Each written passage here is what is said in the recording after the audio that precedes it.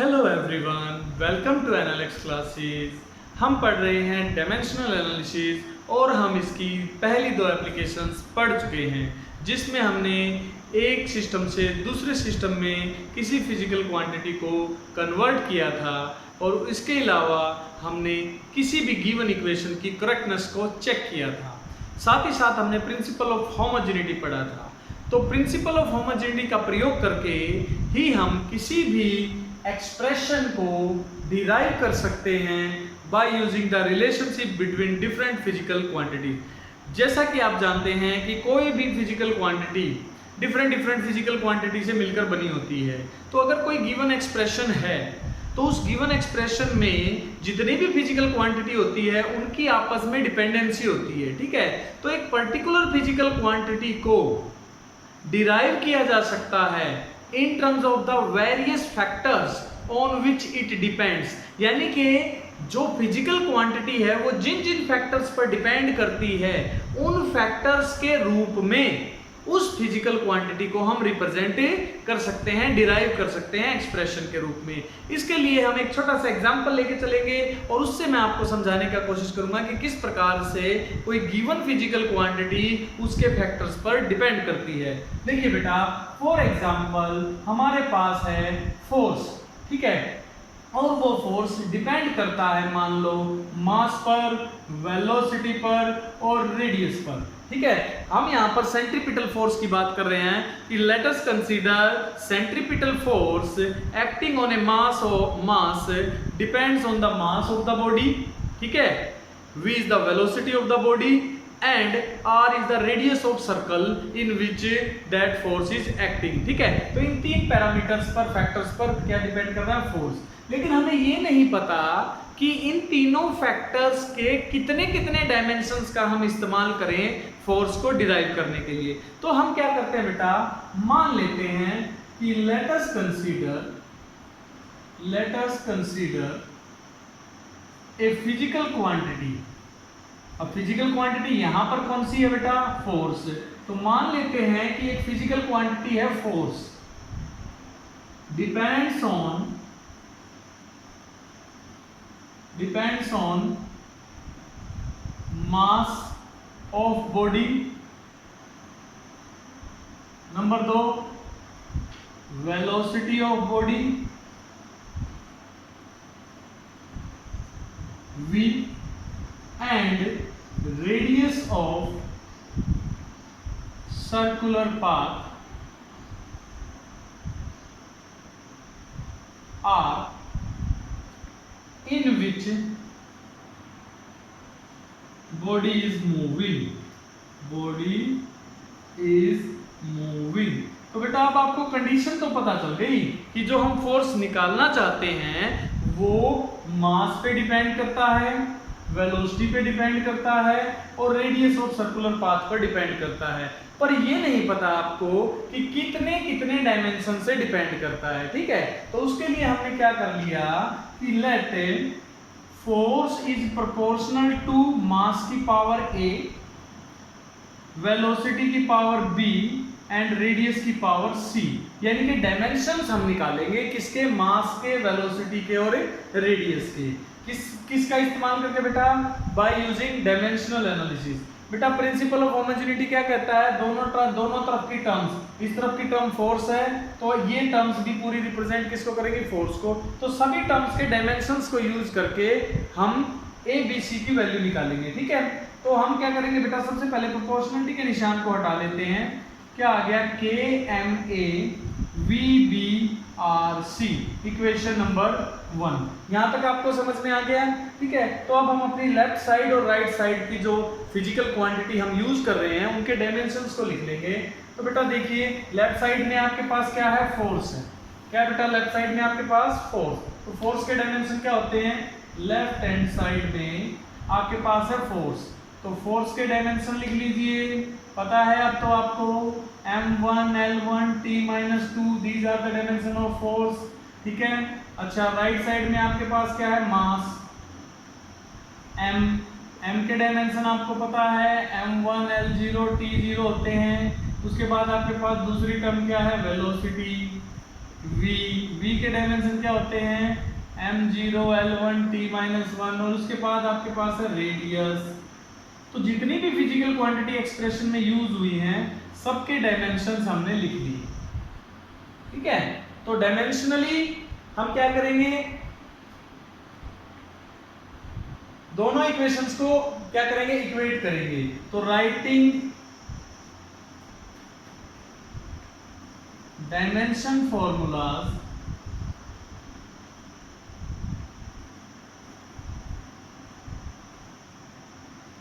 of all physical quantities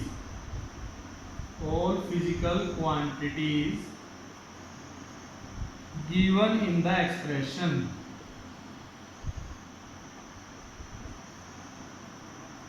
लिख लीजिए बेटा, क्या आएगा, फोर्स के डायमेंशन क्या आएंगे, m1 l1 t-2, के कांस्टेंट ऑफ प्रोपोर्शनलिटी है, मास का डायमेंशन आ गया m1 की पावर a, उसके बाद वेलोसिटी के डायमेंशन आ गए m0 l1 t-1 की पावर b, और उसके बाद रेडियस के आ गए l1 की पावर c।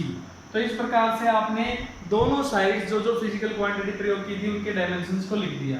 अब आप क्या करेंगे, देखिए बेटा, पहले आप सभी वेरिएबल्स यानी कि फंडामेंटल क्वांटिटीज होती है उनके डायमेंशंस को लिख लेंगे। m1 l1 t-2 is equal to k into क्या आ गया बेटा, m की पावर, यहाँ पे a है, अगली टर्म में 0 है, उससे अगली टर्म में भी 0 है, तो a प्लस 0 तीनों टर्म्स में ये m की पावर टोटल कंबाइंड कर लिया हमने। l की पावर पे आ जाइए, l की पावर इसमें नहीं है तो 0 है, इसमें l कितना है, b है, ठीक है, इसमें l कितना है, प्लस का c है। t की पावर पे आ जाइए, इसमें t नहीं है तो 0 है, नेक्स्ट टर्म में t है तो माइनस b है, और इसमें भी नहीं है तो प्लस का 0 है। तो बेटा तीनों की तीनों फंडामेंटल क्वांटिटीज की जो पावर थी एक्सप्रेशंस में वो हमने यूज कर ली। तो बेटा ये क्या बन गया, m की पावर a आ गई, l की पावर b आ गई प्लस c, और t की पावर आ गई माइनस b। ठीक है, और लेफ्ट हैंड साइड आपके पास ये है। तो डायमेंशनली क्या होनी चाहिए, दोनों तरफ की साइड बराबर होनी चाहिए। प्रिंसिपल ऑफ होमोजेनिटी क्या कहता है, left hand side is equal to क्या होनी चाहिए, राइट हैंड साइड। तो अगर लेफ्ट और राइट साइड दोनों बराबर होनी चाहिए तो आप बताइए, आप comparing both sides we get, हमें क्या मिलेगा बेटा जब हम दोनों साइड्स को कंपेयर करेंगे, लेफ्ट साइड से तो m की पावर मिलेगी हमें 1, राइट साइड से m की पावर मिलेगी a, तो a की वैल्यू कितनी आ गई 1, ठीक है, लेफ्ट साइड से l की पावर मिलेगी 1, ठीक है, इधर से l की पावर मिलेगी b प्लस c, ठीक है, और इसी प्रकार से दूसरी इक्वेशन ये बन गई आपकी। तीसरी इक्वेशन क्या है, इधर से t की पावर मिलेगी -2 और उधर से t की पावर मिलेगी -b, तो थर्ड इक्वेशन आपके पास ये आ गई। तो तीनों इक्वेशन में a की वैल्यू आपको पता चल चुकी है, b की वैल्यू माइनस से माइनस कैंसिल कर दीजिए, b की वैल्यू 2 ये भी आपको पता चल चुकी है। अब b प्लस c की वैल्यू यहाँ से कैलकुलेट की जा सकती है, तो 1 is equal to 2 plus c, तो c की वैल्यू आ जाएगी 1 minus 2 that is equal to -1। तो आपको a b c तीनों की वैल्यू पता चल गई। इन तीनों वैल्यूज को जब आप यहाँ पर पुट करोगे, ठीक है, तो आपके पास एग्जैक्ट एक्सप्रेशन आ जाएगा, फॉर्मूला आ जाएगा कि फोर्स जब फोर्स को मास, वेलोसिटी और रेडियस के रूप में रिप्रेजेंट किया जाता है तो उसका एग्जैक्ट फॉर्मूला क्या बनता है, एक्सप्रेशन क्या बनता है। ठीक है बेटा, तो आपको वैल्यू पता चल चुकी है ना, तो इन वैल्यूज का यूज कीजिए। f इज इक्वल टू क्या आएगा k, m की पावर कितनी आई है a की वैल्यू है 1, फिर उसके बाद v की वैल्यू b की कितनी है 2 और r की वैल्यू कितनी है पावर में -1। तो हमारे पास एग्जैक्ट फार्मूला बन गया f is equal to k m v square by r। ठीक है, तो यहां से हमने इस डायमेंशनल एनालिसिस का प्रयोग किया और ये पता लगा लिया कि जो सेंट्रीपिटल फोर्स होता है, centripetal force acting on a body of mass m moving in circular orbit of radius r, ठीक है, with velocity v is given as, कैसे दिया जाता है बेटा, फॉर्मूले से F is equal to, constant है ये तो, प्रोपोर्शनलिटी आ गई तो F is proportional to mv² by r। तो ये हमारा एक्सप्रेशन हमने डिराइव कर दिया, किसका इस्तेमाल करके, बाय यूजिंग डायमेंशनल एनालिसिस। इसी प्रकार से आप कोई भी एक्सप्रेशन इस्तेमाल कर सकते हैं और उसको बना भी सकते हैं। मैं एक और एग्जांपल लेके आपको यहाँ पे टॉपिक क्लियर करवाने की कोशिश करता हूँ ताकि आपको समझ में आए। मान लीजिए एक सिंपल पेंडुलम है हमारे पास, क्या बेटा, हमारे पास एक सिंपल पेंडुलम है और वो सिंपल पेंडुलम इस प्रकार से एक रिजिड स्पॉट पर ऐसे अटैच किया गया है, जिसमें बॉल का मास है m और जो स्ट्रिंग है, इनएक्सटेंसिबल स्ट्रिंग है, उसकी लेंथ है क्या, l। और ये सिंपल पेंडुलम अपनी मीन पोजीशन के अलोंग ऐसे टू एंड फ्रो मोशन कर रहा है, ठीक है, एक बार ये इधर जा रहा है एक बार, तो इस प्रकार से इसका मोशन कंटिन्यू रहता है ऐसे, इस प्रकार से। क्लियर होगी बात। अब यहाँ पर मैं कह रहा हूं कि जो टाइम पीरियड ऑफ ऑसिलेशन, हम एक इक्वेशन बनाने की कोशिश कर रहे हैं, जिस इक्वेशन में time period of oscillation, time period of oscillation of simple pendulum depends on कौन कौन से फैक्टर्स पर डिपेंड करता है बेटा, नंबर 1 मैंने बोल दिया मास ऑफ बॉल, ठीक है, यानी कि मास पर डिपेंड करता है। नंबर 2 मैंने कह दिया कि लेंथ ऑफ स्ट्रिंग पर डिपेंड करता है, L पर। और नंबर 3 मैंने कह दिया एक्सेलरेशन ड्यू टू ग्रेविटी,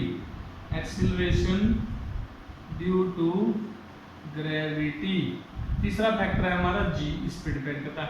बेटा मान लो कि ये हमारा time period of oscillation in 3 factors पर डिपेंड करता है, तो हमें अब इक्वेशन डिराइव करनी है, हमें एक रिलेशन डिराइव करनी है जिसमें हम टाइम पीरियड को रिप्रेजेंट कर सकें, किसके रूप में, M, L और G के रूप में रिप्रेजेंट कर सकें। तो उसके लिए हम क्या करेंगे, प्रोपोर्शनलिटी की इक्वेशन को डिराइव करने की कोशिश करेंगे बाय यूजिंग डायमेंशनल एनालिसिस। तो बेटा लेट हमारा जो टाइम पीरियड ऑफ ऑसिलेशन है वो t है और वो प्रोपोर्शनल आ रहा है m की पावर माननी पड़ेगी अब तो, ठीक है ना, कि हमें ये तो नहीं पता कि किस डायमेंशन से रिप्रेजेंट कर रहा है, तो t की power t is proportional to m की पावर a, l की पावर b और g की पावर c, ठीक है। तो these are the dimensions of mlg। तो हमें a b c का पता अगर लग जाए तो मैं एग्जैक्टली बता सकता हूं कि जो t है वो m की कितनी पावर पे डिपेंड करता है, l की कितनी पावर पे डिपेंड करता है और g की कितनी पावर पे डिपेंड करता है। तो उसके accordingly by using dimensional analysis हम क्या करेंगे बेटा, दोनों तरफ की दो लेफ्ट हैंड साइड है, लेफ्ट हैंड साइड के डायमेंशन लिखो, क्या आएंगे, हाँ m0 है, शाबाश, l भी 0 है, शाबाश, t1, ये आ गया, आपको समझ में आ रहा है, ठीक है। तो लेफ्ट साइड के डायमेंशंस हो गए, राइट के डायमेंशन देखो, पहली टर्म है मास, क्या है, मास, तो मास के डायमेंशंस क्या होते हैं, m1 होते हैं, l0 t0 होता है, शाबाश। उसके बाद l लेंथ है, लेंथ के डायमेंशन क्या होते हैं, बताओ, शाबाश, गुड, L1 T0, बिल्कुल सही जा रहे हो। उसके बाद G क्या, acceleration due to gravity, acceleration due to gravity, बेटा G के m के एक्सेलरेशन है तो एक्सेलरेशन के डायमेंशन होते हैं m0, L1 T-2, शाबाश, बिल्कुल सही जा रहे हो। तो बेटा अब आपको चारों टर्म्स जो यूज हो रही हैं एक्सप्रेशन में उनके डायमेंशन पता है, तो कंपेयरिंग बोथ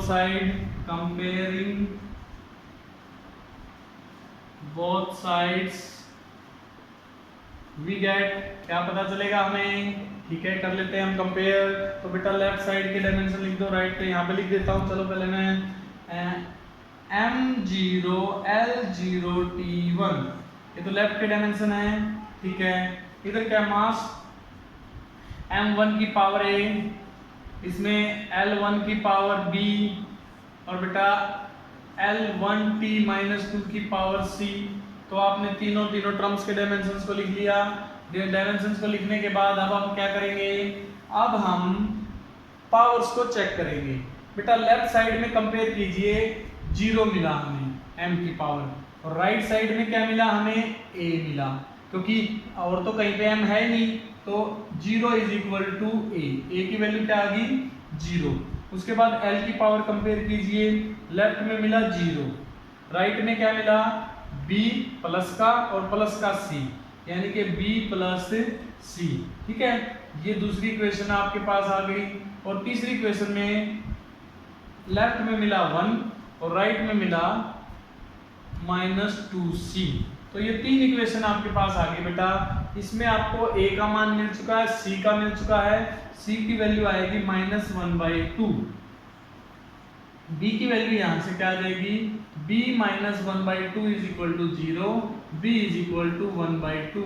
तो a b c तीनों की वैल्यू पता चल गई, तो यहां पर पुट कर सकते हैं हम। तो यहां से हमें पता लग जाएगा कि जो time period of oscillation of pendulum है वो डायरेक्टली प्रोपोर्शनल है m की पावर 0, l की पावर b था ना, तो b का मान आ गया 1/2, और g की पावर कितना आ गया, -1/2। तो एग्जैक्ट रिलेशन क्या बनी, m की किसी की पावर 0 तो 1 होती है, तो क्या आ जाएगा L/g, इन दोनों की पावर 1/2, यानी कि √L/g। This is the required expression for the representation of time period of oscillation in terms of the mass, length and time। तो बेटा आई होप आपको समझ में आ गया होगा।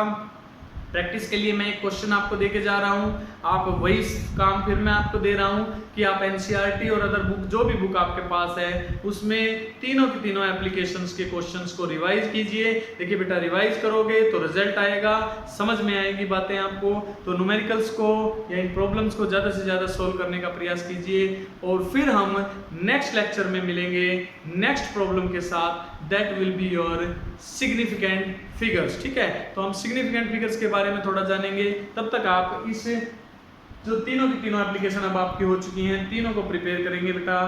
ठीक है, then see you in the next lecture.